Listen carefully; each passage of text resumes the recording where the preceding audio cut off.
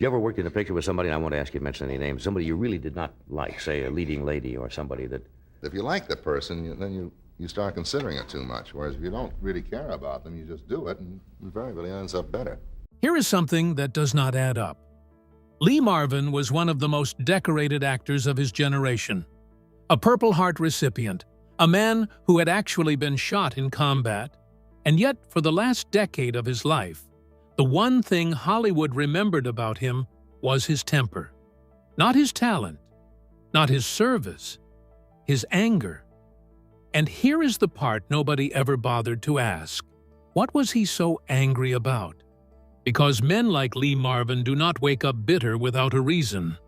They get there slowly, one betrayal at a time, and by the time we get to the man he hated most of all, you are going to understand every single bit of it. The man who started it all. Most people assume Lee Marvin's war with Hollywood began on a movie set. It did not. It began the moment he came home from the Pacific. Marvin enlisted in the United States Marine Corps in 1942 at the age of 17. He was not drafted. He volunteered. By 1944, he was part of the assault on Saipan, one of the bloodiest island campaigns of the entire war. He watched men die beside him.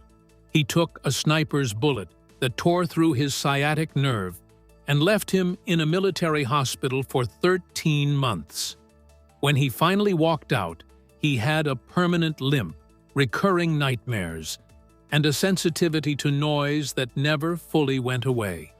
He never talked about it in interviews, not because he was modest. Lee Marvin was not a modest man, but because he did not think civilians would understand. And he was probably right. What the war gave him, beyond the trauma, was a very precise radar for fake people. He could spot performance from a mile away. He knew the difference between a man who had actually been through something and a man who was pretending he had. That radar worked perfectly in combat. In Hollywood, it made him enemies. When Marvin started acting in the early 1950s, he was never the romantic lead. He was the heavy, the villain, the guy who came into the scene to make the hero look good. He was fine with that at first. He understood structure, but over time, a pattern started forming around him that had nothing to do with his talent and everything to do with who was above him in the pecking order. And the men above him, more often than not, had never earned their positions the way he had earned his. By the time he hit his stride in the early 1960s, Marvin had developed a very specific philosophy about the industry. He believed that Hollywood rewarded presentation over substance, that the louder and more polished a man's image, the more likely he was to be hiding something hollow underneath it. He was not wrong. And the men who would go on to test that theory, one after another, would prove it to him in ways he never fully recovered from. The first of them he met on a Western set. And that encounter did not just start a rivalry, it set the template for everything that would follow. The set, where the trouble actually started, Frank Sinatra. Before we get to the name everyone expects, there is a chapter that almost never gets told, because one of the two men involved spent a great deal of money making sure it stayed quiet. 1962.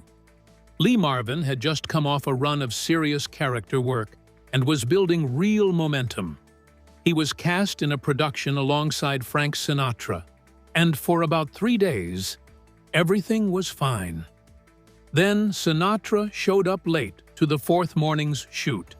Not slightly late, but 4 hours late, with no explanation and no apology, and simply expected the entire crew to restart from the beginning, as if time was something that only applied to other people. Marvin, who had spent years in a military culture where lateness was not an inconvenience but a potential death sentence, sat in his chair and watched this happen. He did not say anything that first day. He said plenty by the end of the week. What made it worse was the way Sinatra operated on set. He did not like doing multiple takes. His preference was one, maybe two. And then he wanted to move on regardless of whether the scene was actually working. For a serious actor who prepared extensively, that approach was not just annoying, it was professionally insulting. It communicated very clearly that Sinatra's comfort mattered more than the quality of the work. The friction between them spilled into a dinner that the production had organized to smooth things over. Sinatra, surrounded by his usual circle of associates, made a comment about how some actors confused suffering for talent. He did not look at Marvin when he said it. He did not need to. The table went quiet. Marvin's response was not a speech. He simply stood up, told Sinatra directly that at least his suffering was real, and walked out. The production wrapped eventually, tense and uncomfortable, but it wrapped. What stayed with Marvin was not the argument itself. It was the realization that a man with enough power and enough charm could run an entire production like a personal hobby and face absolutely zero consequences for it. That understanding would sharpen over the following years into something close to contempt, not just for Sinatra, but for the entire system that made men like him untouchable. And if Sinatra was the match, the next man on this list was the gasoline. The director who chose a side, John Ford. People talk about John Ford like he was a god of cinema, and in a technical sense, the argument holds up. The man made westerns that defined the genre for 30 years. Monument Valley basically exists in the popular imagination because Ford decided to shoot there. His visual language shaped everything that came after him. But behind the camera, John Ford was one of the most psychologically cruel directors in Hollywood history, and the people he chose to be cruel to were rarely the stars. They were the character actors, the supporting players, the people who did not have enough leverage to push back. Marvin worked with Ford on The Man Who Shot Liberty Valance in 1962, and from the first week, he understood exactly where he stood. Ford ran his sets with a very deliberate hierarchy, and that hierarchy had very little to do with actual talent and everything to do with who Ford had decided to favor. On that production, the favored one was obvious. Ford would rewrite scenes overnight without telling anyone, and somehow the rewrites always redistributed screen time in the same direction. Supporting characters who had strong material on Monday would find themselves with 3 lines by Wednesday. The actual process of filmmaking became secondary to the management of one man's ego, and Ford was the one doing the managing. What Marvin found most revealing was not what Ford did openly, but what he allowed. A director controls the temperature on a set. He decides what behavior is acceptable and what gets corrected. On Ford's sets, certain behavior was not only accepted, but quietly encouraged, because it kept the power structure exactly where Ford wanted it. Marvin was perceptive enough to see the whole mechanism, and seeing it clearly only made it harder to tolerate. He finished the film. He was professional. But from that point forward, he carried with him a very clear understanding that on the wrong set, with the wrong director, the camera could be a weapon pointed directly at you. That lesson would turn out to be useful, because on the set of his very next major production, someone would use every tool available to do exactly that. Got you? No fluff? Just more story, more specific details, more narrative depth in segments 4, 5, and 6. Let me rewrite those 3 segments now with the added weight they need. The co-star who rewrote the rules, Lee Marvin and the Dirty Dozen Years. By 1966, Marvin was at the peak of his commercial power. He had just won the Academy Award for Best Actor for Cat Ballou. which made him, for a brief window, one of the most bankable stars in Hollywood. He had beaten out Richard Burton and Laurence Olivier for that award. Let that sink in for a moment. A character actor who spent the first decade of his career playing thugs and villains had outperformed two of the most celebrated stage-trained actors in the English-speaking world. That kind of recognition is supposed to change your position in the industry permanently. It did, but not entirely in the ways Marvin expected. The Dirty Dozen brought together one of the most combustible casts ever assembled for a single production. Jim Brown, Telly Savalas, Donald Sutherland, Ernest Borgnine, and a collection of supporting players, each carrying their own ambitions and insecurities. The production shot in England, in the damp flatlands outside London, far from the social ecosystem of Los Angeles, which meant the usual rules of Hollywood social politics were temporarily suspended. New alliances formed quickly. So did new resentments. Marvin was the lead.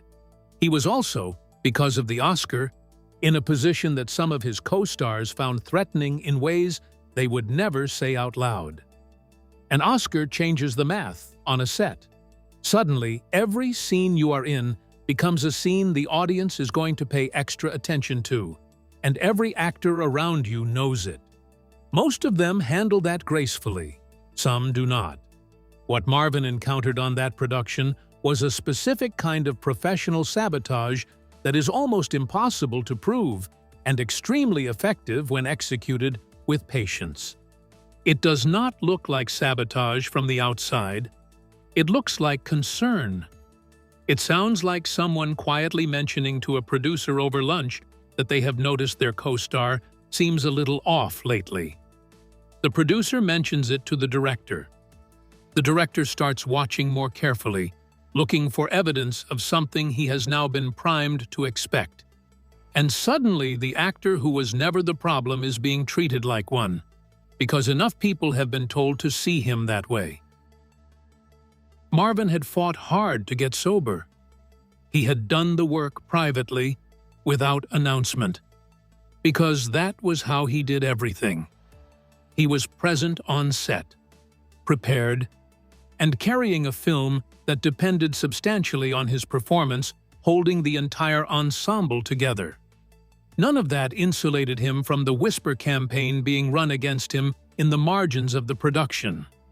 By the time he fully understood what was happening, the perception had calcified. Stories had reached the British press.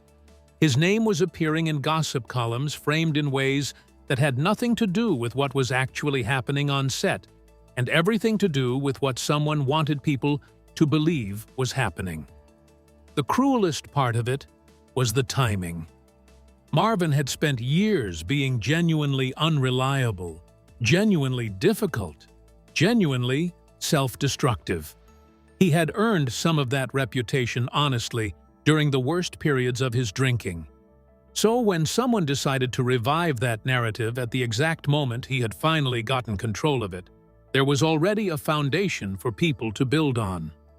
The lie was convincing because it rhymed with an older truth. He pushed through. The film was finished.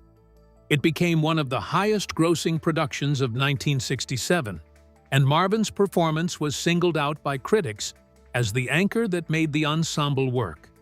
None of that undid what had happened off-camera, and none of it changed the lesson he had learned about how easily a man's progress can be dismantled by someone with access to the right ears.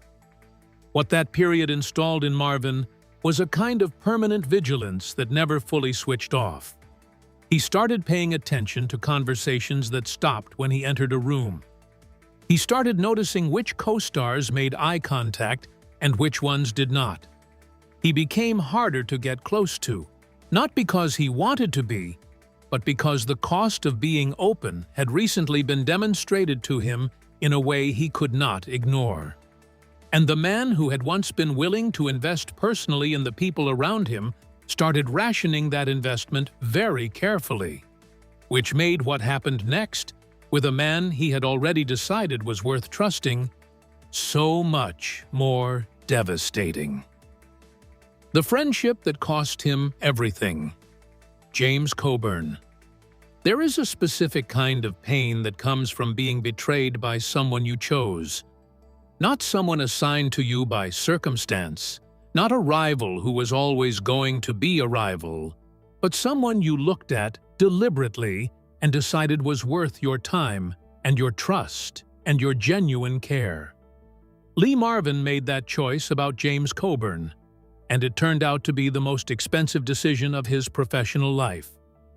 They met in 1960 on the set of The Magnificent Seven, filming in the brutal heat of Cuernavaca, Mexico. Coburn was not yet a name. He was tall, loose-limbed, with a quality of easy confidence that had not yet been tested by anything serious. He had almost no film experience and was surrounded by actors who had considerably more. He found Marvin within the first week, which was either instinct or calculation, possibly both. The mentorship that developed was entirely genuine on Marvin's side. He did not teach Coburn technique in the formal workshop sense. What he taught him was something harder to acquire and impossible to fake: the understanding that stillness is more powerful than movement, that an audience leans toward a character who seems to be withholding something, that the most dangerous person in any scene is usually the quietest one. He taught him how to make a camera find you without appearing to try. These are not small gifts. These are the kinds of insights that take most actors a decade of failure to arrive at on their own. And Marvin handed them over freely because he genuinely liked the kid and saw something real in him. Coburn, to his credit, was an exceptional student. He absorbed everything, practiced relentlessly, and developed quickly in ways that were visible to everyone on set. Marvin watched that development with something close to pride. He was not a man who used the word legacy comfortably, but in those early years with Coburn, you can see what he was reaching for. He wanted to pass something down to someone who would actually use it. The friendship deepened over the following 2 years. Their families spent time together. They worked the same social circuit in Los Angeles. When The Great Escape was being cast in 1962, and Coburn was desperate for a role, he came to Marvin directly. He needed someone to vouch for him to director John Sturges, who was not convinced that Coburn had the range for what the production required. Marvin went to Sturges personally. He put his name behind Coburn's. In Hollywood, that kind of endorsement is a form of currency, and Marvin was spending his own without hesitation. Coburn got the part. His performance, particularly the famous knife-throwing sequence that required almost no dialogue, became one of the most memorable moments in the entire film. His career accelerated sharply after that. He started getting offered things that would not have landed on his desk 2 years earlier. And at every step of that acceleration, the foundation that Marvin had helped build was underneath him. The betrayal, when it came, arrived through a phone call that Marvin received from a producer he had been in early conversations with about a specific project.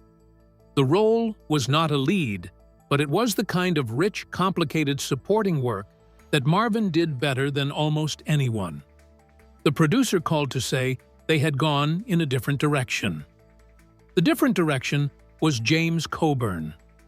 Coburn had not just auditioned for the role.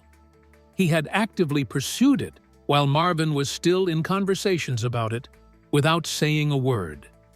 He had used the credibility that Marvin's mentorship had given him and the industry relationships that Marvin's endorsement had opened to move into a space that Marvin was occupying.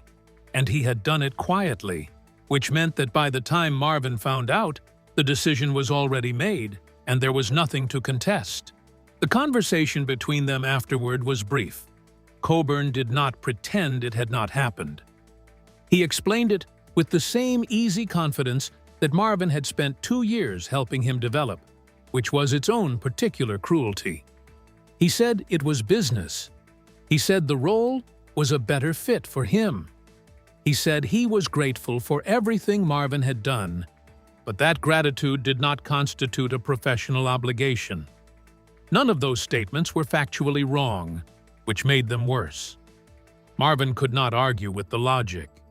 He could only sit with the recognition that the framework Coburn was using to justify the decision, the unsentimental, forward-moving, professional calculus of Hollywood, was a framework Marvin himself had always despised. And now, someone he loved had applied it to him perfectly. The professional friction between them continued through a subsequent production, where the dynamic that had developed off-set expressed itself in small, accumulated on-set tensions that the crew felt but could not quite name. Marvin became quieter around Coburn, not cold but careful. The ease was gone. And once that kind of ease is gone between two people, nothing that replaces it is the same thing. What Marvin could not get past in the years that followed was not the specific role or the specific opportunity. It was the calculation. Coburn had looked at the friendship, weighed it against his interests, and made a choice. He had decided, clearly and deliberately, that the relationship was worth less than the opportunity. And he had made that decision without apparent difficulty, which told Marvin something about what the friendship had actually been worth to Coburn from the beginning. After that, Marvin stopped investing personally in co-stars. He remained professional, prepared, and generous with his craft in the technical sense, but the warmth that people who worked with him in the 1950s described, the willingness to take someone under his wing, to share what he knew, to care about whether the person next to him was growing, that was over. People in later productions would describe him as self-contained, occasionally prickly, quick to establish boundaries. They were not wrong. They just did not have the context to understand what those boundaries were protecting. Coburn went on to win an Academy Award for Best Supporting Actor in 1998 for Affliction, a role that required exactly the kind of interior stillness Marvin had taught him on a sweltering Mexican film set nearly 4 decades earlier. He accepted the award graciously, thanked the people he wanted to thank, and delivered a speech that the room received warmly. Marvin had been dead for 11 years by then. His name was not mentioned. The man he hated most, John Wayne. Everything that came before seemed to prepare Lee Marvin for the grievance that would define much of his life. The conflicts with powerful figures, the betrayals by colleagues, and the long struggle to maintain his reputation had already sharpened his instincts. He had learned that in Hollywood, professionalism could be optional for the powerful, and loyalty was often conditional. By the time he reached the height of his career, Marvin understood that reputations could be manipulated and narratives rewritten. Yet none of those lessons stung quite as deeply as the one symbolized by another towering figure of American cinema, John Wayne. For Marvin, Wayne was not just a fellow actor. He represented something larger, a myth about heroism that Marvin believed concealed uncomfortable truths. To understand Marvin's feelings, it helps to begin long before Hollywood rivalries, on the battlefields of World War II.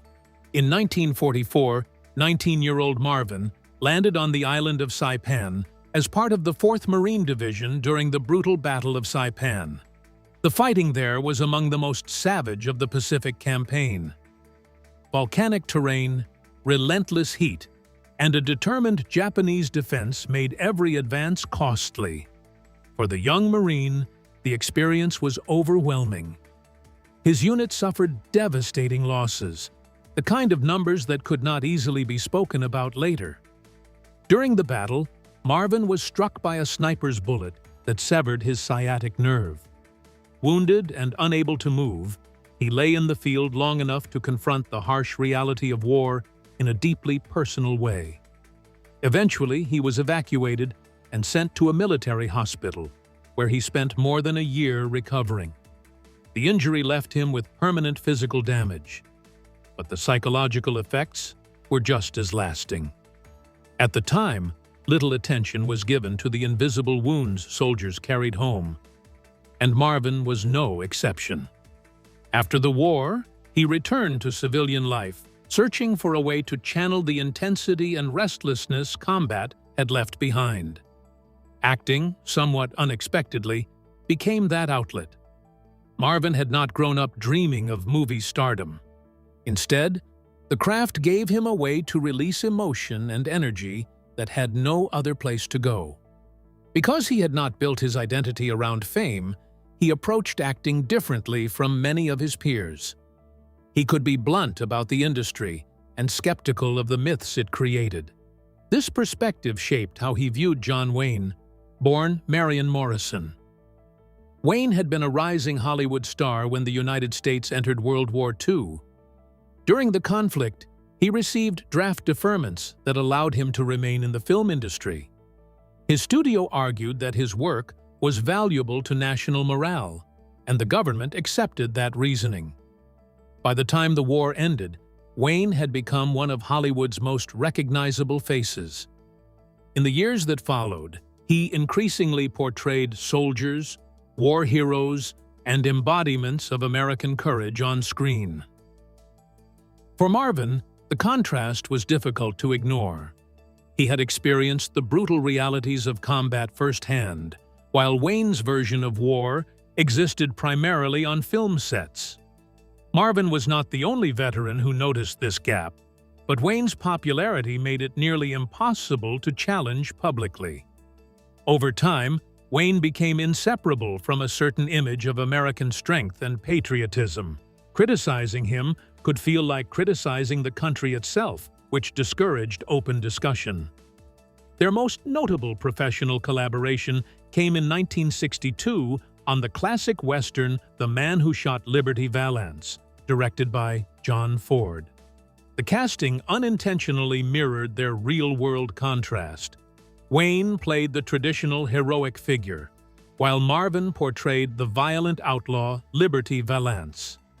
On the surface, the production ran like many others in Hollywood, but beneath it lay a subtle tension between two actors whose views of heroism could not have been more different. Wayne arrived on set with the confidence and authority that came from decades as a major star. Marvin brought a more skeptical perspective shaped by war and by years navigating Hollywood's complicated hierarchy. The friction between them was not explosive or dramatic. Instead, it emerged through small interactions and differences in philosophy. Wayne believed movies should give audiences a version of America that felt inspiring and reassuring. Marvin believed that storytelling only mattered when it confronted the truth, even when that truth was uncomfortable. These opposing ideas created a quiet but persistent conflict during filming. Marvin respected the craft of filmmaking, but he struggled with the cultural impact of what Wayne represented. Audiences saw Wayne's characters as symbols of courage and integrity, and over time, those portrayals helped shape popular memory of American heroism. In interviews years later, Marvin spoke cautiously about this issue. He argued that the real danger was not simply an inaccurate portrayal, but the way fictional heroism could overshadow reality. Many veterans returned from war carrying deep scars, both visible and invisible. Their experiences were messy, painful, and often difficult to explain. Meanwhile, Hollywood presented a cleaner version of war, one where bravery was uncomplicated and victory carried fewer lasting consequences. When audiences embraced that simplified image of heroism, Lee Marvin believed it created a growing distance between the public and the men who had actually experienced war. The myth of the fearless, unshakable hero was easier to celebrate than the complicated truth veterans carried home with them. Real combat left people wounded, both physically and emotionally. and those scars rarely fit into the clean, triumphant stories audiences preferred. To Marvin, this gap revealed something uncomfortable about popular culture. Many people gravitated toward stories that asked nothing of them emotionally. It was easier to watch courage on a movie screen than to confront the messy reality behind it. When John Wayne died in 1979, the reaction across the United States was enormous. He was mourned as a symbol of American toughness and patriotism, the larger-than-life hero many people had grown up watching on screen. Tributes praised his strength, conviction, and iconic presence in westerns and war films. Marvin watched those public tributes quietly from a distance. He rarely spoke publicly about his deeper frustrations, but those who understood his perspective knew why the moment carried a certain weight. 8 years later, in 1987, Marvin himself passed away. His obituaries were respectful and highlighted his Academy Award-winning performance, along with brief mentions of his military service during World War II. Yet, they often treated that service as just another detail in a long career, rather than the defining experience that shaped his worldview and his acting. In the end, the tension between Wayne and Marvin represented something larger than a simple Hollywood rivalry. Wayne embodied a polished myth of heroism, confident, cinematic, and reassuring. Marvin represented the more complicated truth of lived experience, shaped by pain, memory, and lasting consequences. That difference explains why Marvin's frustration never fully faded. To him, it was never just about another actor. It was about the power of storytelling itself, and how easily audiences choose the version of history that feels better to believe. What do you think about the reveal involving Lee Marvin? Did his story change the way you see the legends of old Hollywood? Some of the names connected to this moment have surprised viewers for years, and everyone seems to have a different reaction. Which one shocked you the most? We'd love to hear your thoughts, so share them with us in the comments below, and let's keep the conversation going. If this story moved you or made you see Hollywood history in a new light, don't forget to smash that like button and subscribe for more untold stories from the golden age of film. Be sure to hit the notification bell so you never miss a new upload. And if you're hungry for more fascinating Hollywood stories, check out another video on our channel. Thanks so much for watching and being part of the conversation.